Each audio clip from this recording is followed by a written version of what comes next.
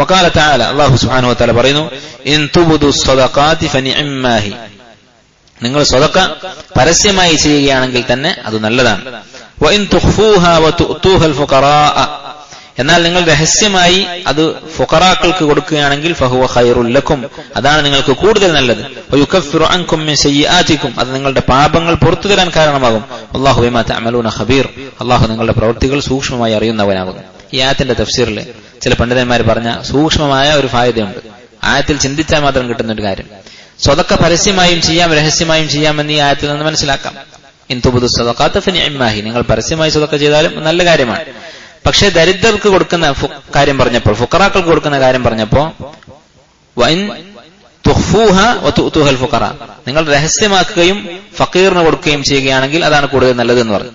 അപ്പൊ പരസ്യമായ സ്വതക്കയെ കുറിച്ച് പറഞ്ഞപ്പോൾ സ്വതക്ക എന്ന വാക്കാണ് ഉപയോഗിച്ചത്.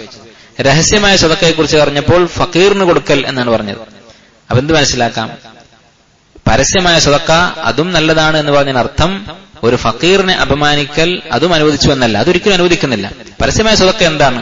എന്തെങ്കിലും പൊതുവായ കാര്യങ്ങൾക്ക് വേണ്ടി ചെയ്യുന്ന സമയത്ത്, ഒരു പള്ളിക്ക് വേണ്ടി അങ്ങനെ എന്തെങ്കിലും ഒരു കാര്യമാണ് ചെയ്യുന്നതെങ്കിൽ അത് പരസ്യമായിട്ട് ചെയ്യാം. കാരണം മറ്റുള്ളവർക്ക് മാതൃകയാക്കാം, കൂടുതൽ ആളുകൾ അതിന് മുന്നോട്ട് വരാൻ കാരണമാകും എന്നൊക്കെ ഉണ്ടെങ്കിൽ പരസ്യമാക്കാം.